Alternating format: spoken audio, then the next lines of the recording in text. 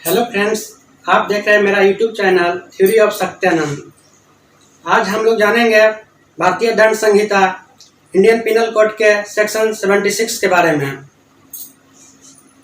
Section 76 chapter 4 भारतीय दंड संहिता के अंतर्गत आता है। चैप्टर 4 बात करती है जनरल एक्सेप्शंस के बारे में। जनरल एक्सेप्शन दो तरह के होता है, एक है एक्सक्यूजेबल एक्सेप्शंस और दूसरी है जस्टिफिएबल एक्सेप्शंस।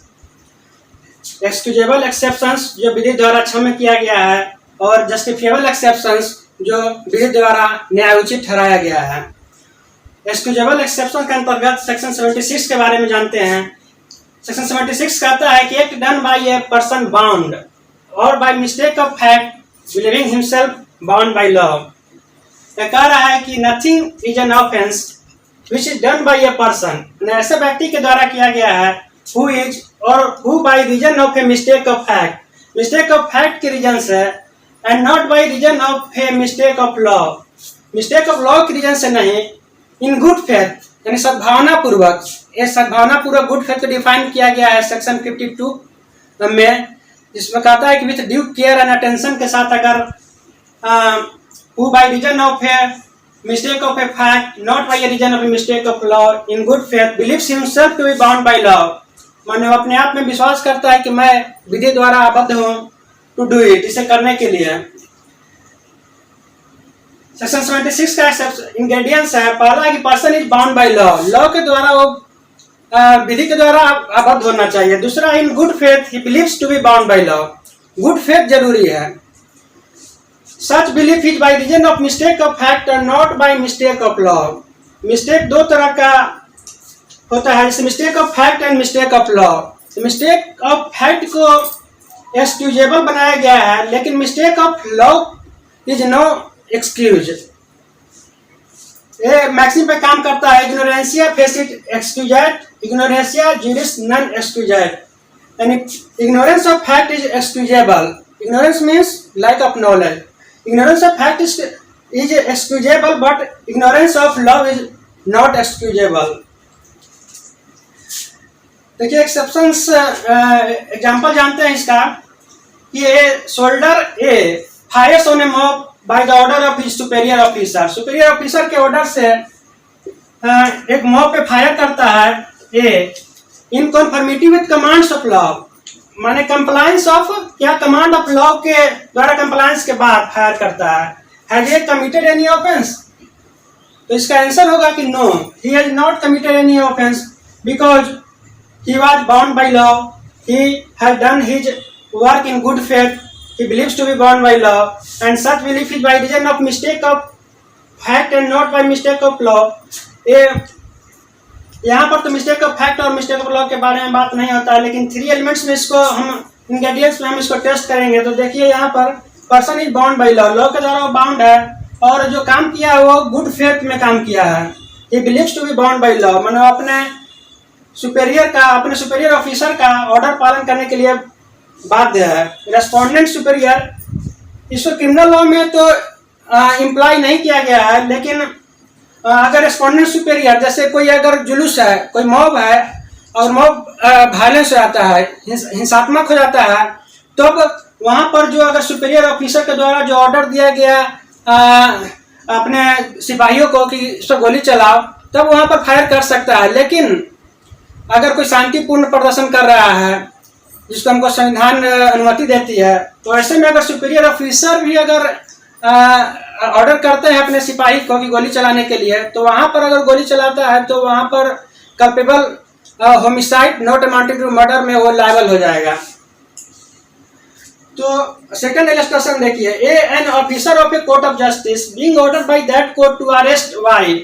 ये है एक ऑफिसर है कोर्ट ऑफ जस्टिस का जो अपने ऑर्डर उसको हुआ है कि अरेस्ट वाई को अरेस्ट करना है।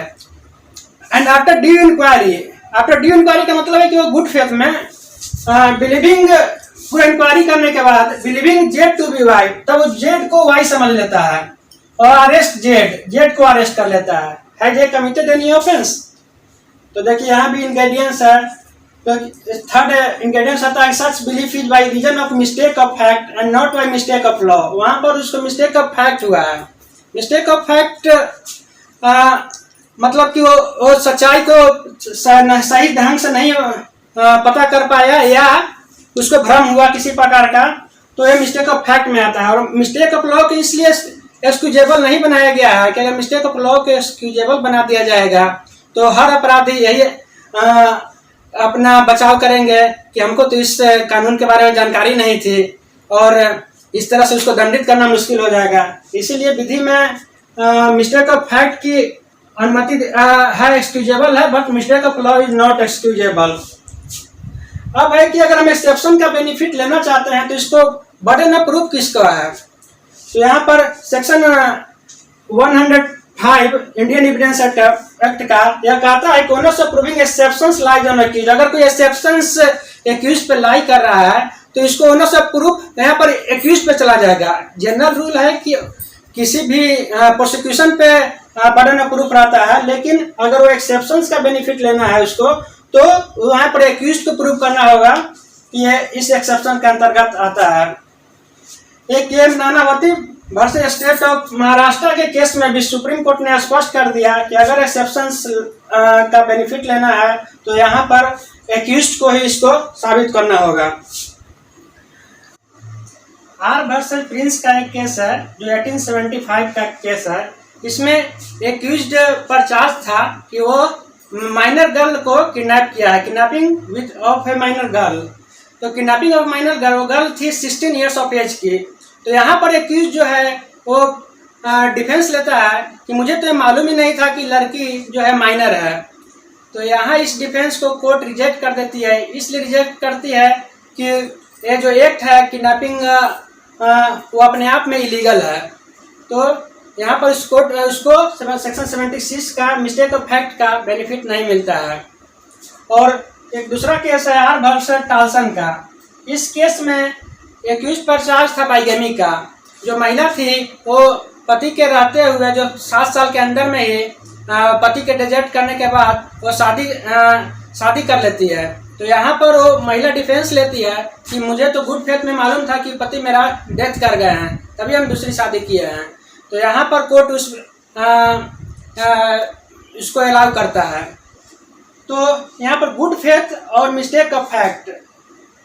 गुड फेथ है कि गिव केयर एंड अटेंशन, जो तीनों एलिमेंट्स अगर फुलफिल हो रही है, जैसे person is bound by love, in good faith he believes to be bound by love and such belief is by reason of mistake of fact. Mistake of fact तो आप समझ ही गए होंगे कि किसी तथ्य के अस्तित्व के बारे में भ्रम होना या किसी तथ्य के अस्तित्व के बारे में सही जानकारी नहीं होना, एग्जिस्टेंस ऑफ फैक्ट के बारे में सही जानकारी नहीं होना, तो मिस्टेक ऑफ फैक्ट। तो मिस्टेक ऑफ लॉ नहीं होनी चाहिए, केवल मिस्टेक ऑफ फैक्ट होनी चाहिए। तो अगर तीनों एलिमेंट्स फुलफिल करता है तो आप सेक्शन 76 का बेनिफिट एक्सेप्शन के अंतर्गत एक्यूज ले सकता है। Thank you.